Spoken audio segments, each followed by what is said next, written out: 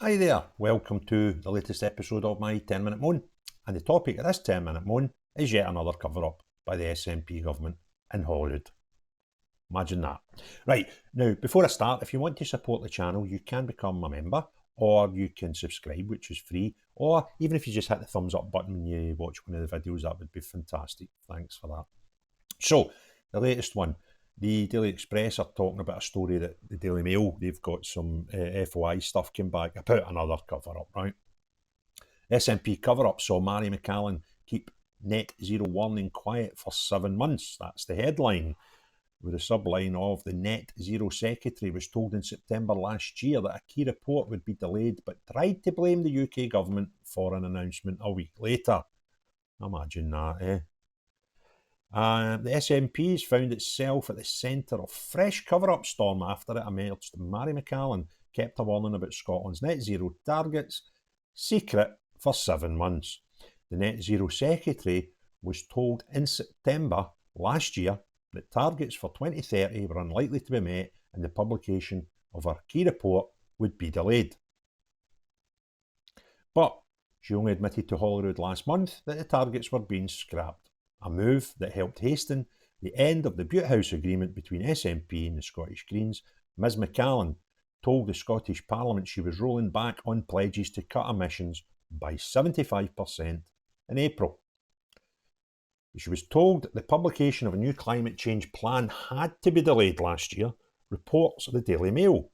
Exchanges seen by the paper between civil servants and ministers also shows officials admitting the impact on Scotland of changes to the UK policy was relatively mild, despite Miss McAllen's attempts to blame Westminster. The Nats have been accused of shameful secrecy over the cover-up. Scottish Conservative MSP Maurice Golden said, "This shows the Scottish Government knew as early as September that its climate change targets would need to be dropped." There are serious questions as to why it tried to keep this a secret for 7 months until the dam burst. These exchanges between officials also prove that these failings are squarely on the shoulder of the SNP. It had nothing to do with choices made by the UK government. If the SNP had come clean about the situation sooner, we'd all have had more time to come up with a solution.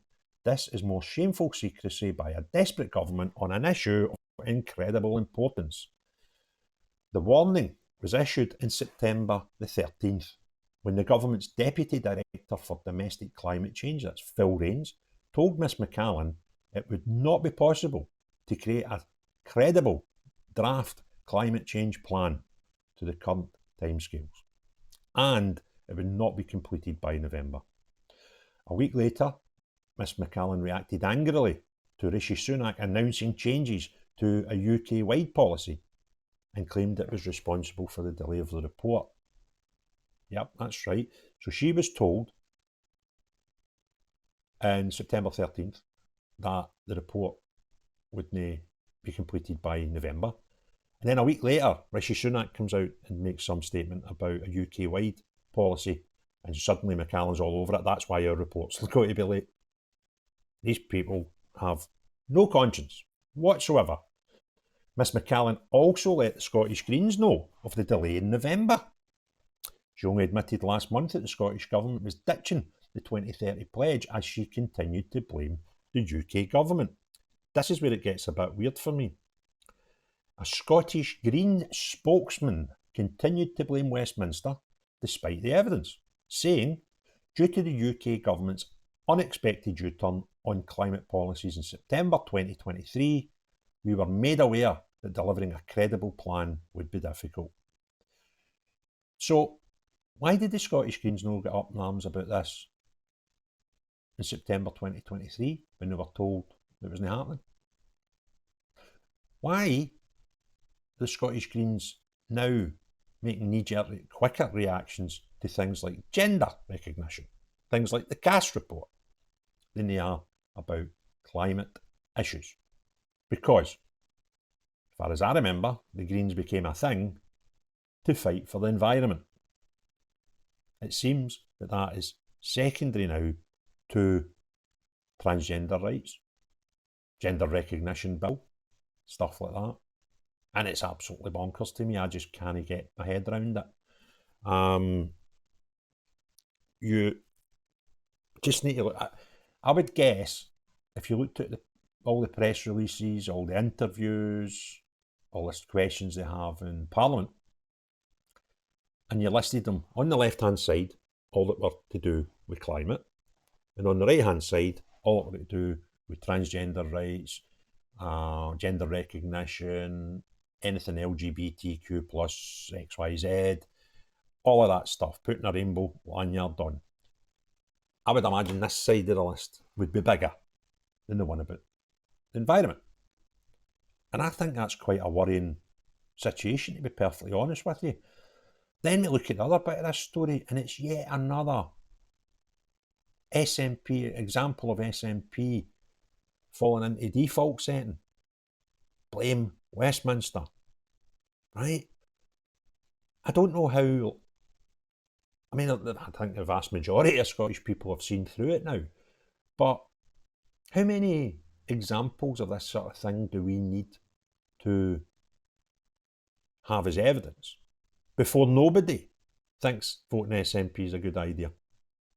It's all they do. They cannot, as I spoke about before, when I said I think we should have a campaign called Let's Manage Scotland, where the expectation is that our Parliament start to run the Parliament, the government, with the powers that they have, in a far more business-like manner. Where what we do is, we know we've got X amount of pounds to spend next year, then that's what we do. And we be completely honest with people and say, look, we've got a big problem here with housing, for example. So we need to put more money into that. So what we're going to do to try and create some money, because we can't just tax you more, right? Because like we've pushed that enough, despite telling you in the manifesto in 2021 that we wouldn't increase taxes. We've increased taxes. So, you know, be honest with people and say, look, we've got a wee problem here. We can't tax you more. We've got a big problem with housing. That needs more money. We've found that we can, you know, save some money here, X, Y, and Z by, you know, I'd say £100 million. So we're going to throw that at it, but we need more. So for the next 2 years, we're going to have prescriptions at a fiver. Unless you can't afford that, you get them free, right? Back to what we used to do. Things like that, where, you know, we'll take money out of stuff that's important, but maybe not just as important as we've no houses, and, you know, do it properly. And stop giving away stuff free, because somebody's got to pay for it, and we can't keep pulling income in as a government. And more importantly than that, we look at how we can save money. Because I've already said before, I worked in industrial cleaning before as a sales director, and that industry had two completely different price lists. One for public sector and one for private sector, right? And you get your pants taken down. Whether that's UK government, Scottish government, or local government at city council level. You get your pants, the wastage is phenomenal. So let's stop all the nonsense. Let's stop blaming other people. Let's get in about the, you know, the mechanics of the books. Let's have a look at the sort of big wins where we can save money. And if that was, you know, the price we pay for bricks, or the price we pay for anything, and when we give people free prescriptions, or whatever it is, and deal with the country more as a business. And look at what we're spending money on, and are we getting best value? And if we're not getting best value, go and get best value, and see the money that saves you. You can put that into stuff that need it, like filling our potholes, like the housing crisis, like the homeless, like the drug deaths, like the A&E emergency waiting times. You know, stuff that make big impact in people's lives.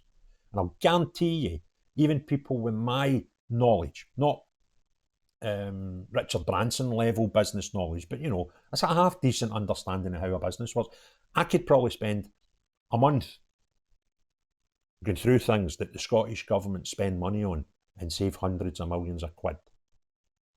I have no feeling in saying that the amount of money we spend, I doubt we're getting best value in all of it.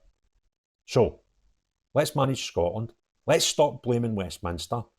Let's stop hiding stuff that we know and try to cover things up. Be honest and just say, look, we've got a bit of a problem here. We ain't going to hit that. Let's try and reevaluate it. And if it's really, really that important, we'll set more achievable targets, right?